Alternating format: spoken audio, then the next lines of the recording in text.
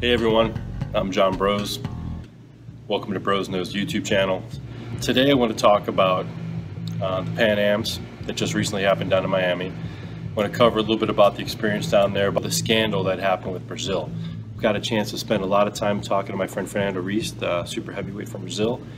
And there was a lot of controversy that happened with the Brazilian team.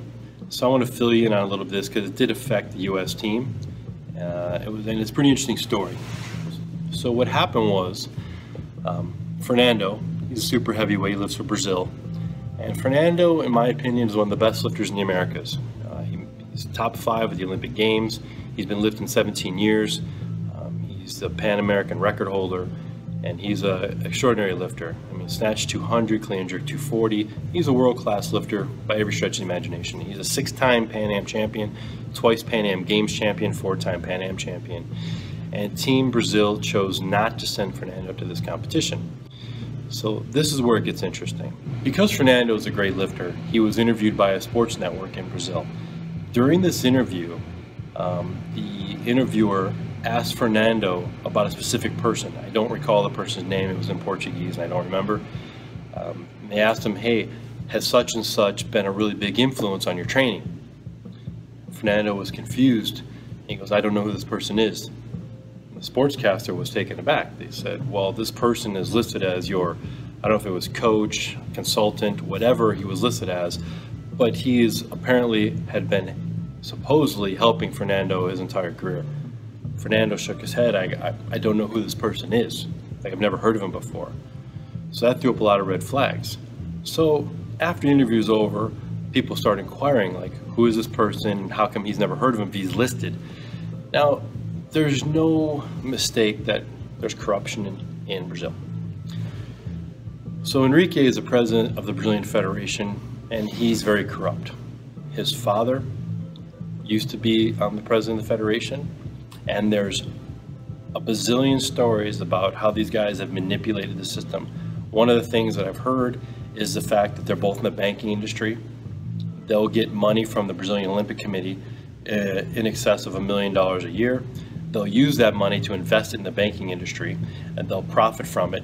And then what they'll do is they'll invest very little in weightlifting. They'll give back portions of the money to the Olympic Committee and trying to make it look like, oh, look, we're doing good things. We're not even using all this funding. But in reality, they have an interest-free loan with zero risk that they're using to invest and hedge against themselves. Just not real ethical, to say the least. So what had happened was apparently this guy that was listed was a way for them to funnel money out of the Federation into a third party and then back to themselves. When the incident was mentioned on TV and they did an investigation, then it all came to light and the funding stopped. So of course Enrique, he's not happy because now his extra income has gone away.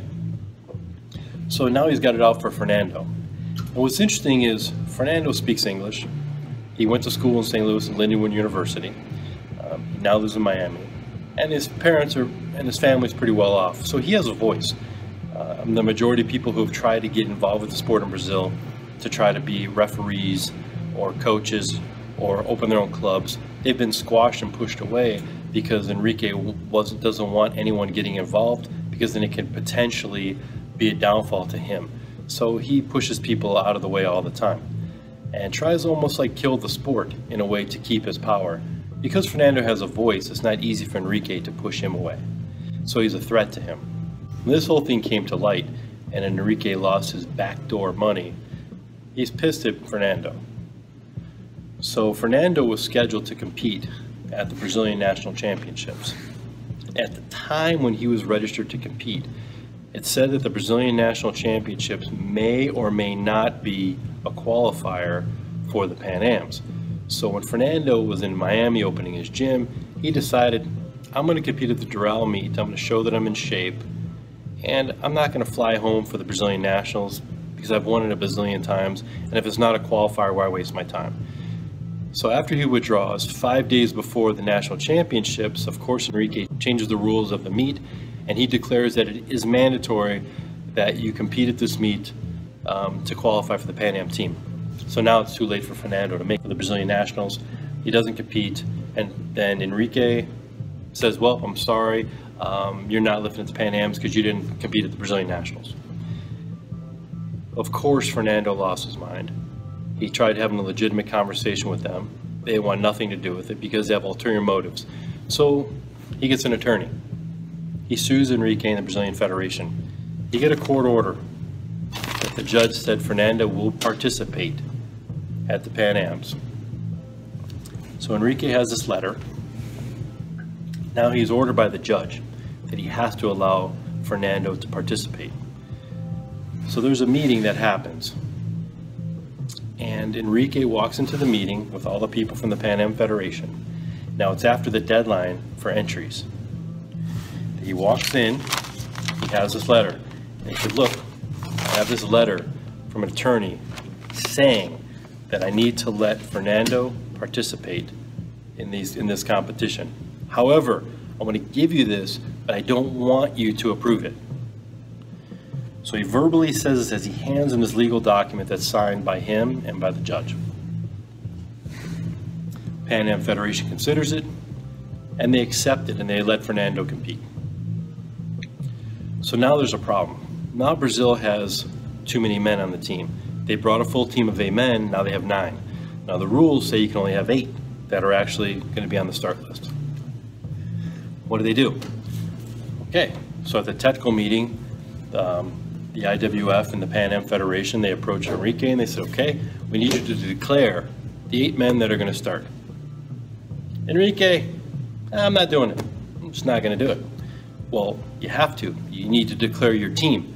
Yeah, I'm not going to do it. Why not? Because I don't want Fernando to lift. Is this his paper? Is this your signature? Yes, it is. You handed this to us. Yes, I did.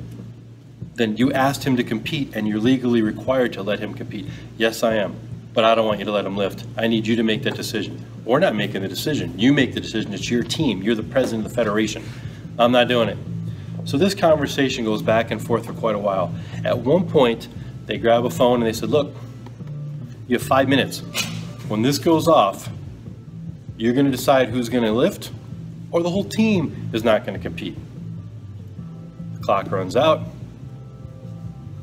Who's it going to be? I'm not picking. So Enrique, he doesn't choose. What does the IWF and the Pan Am Federation do? They buckle. So they don't hold him accountable and they don't ban the team. Now, I'm not about politics and I don't think the Brazilian athletes should be punished and they should ban the whole team because it's not fair. I mean, there's still controversy from the 1980 and 84 Olympics, you know, from when the Soviets and the US had boycotts because of President Carter. Not a great idea. The athletes suffer. So I don't think the Brazilian team should have suffered. However, somebody should have made a choice. Somebody should make a call, but they didn't. So now the next morning we get the start list. There's 9 Brazilians on the start list. Of course, Phil Andrews, he calls up and he says, he didn't call, he was there. He said, hey, there's 9 Brazilians on the list. What gives? Well, you know, they couldn't declare, so we're just going to allow 9 people. Yeah, but a full team is 8. Now you're breaking the rules.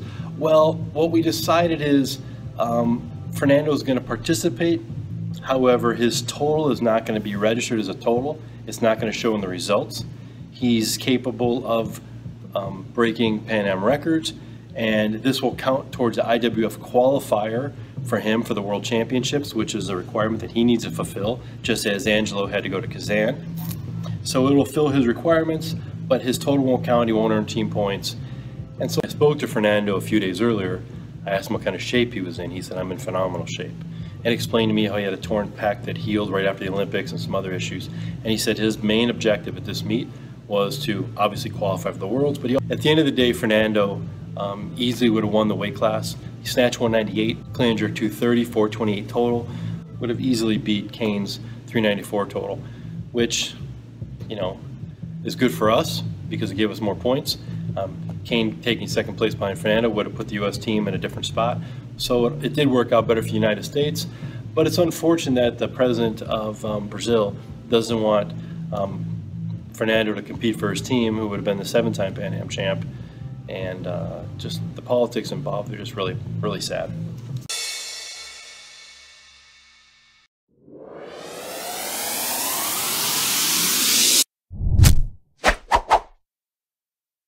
Yeah.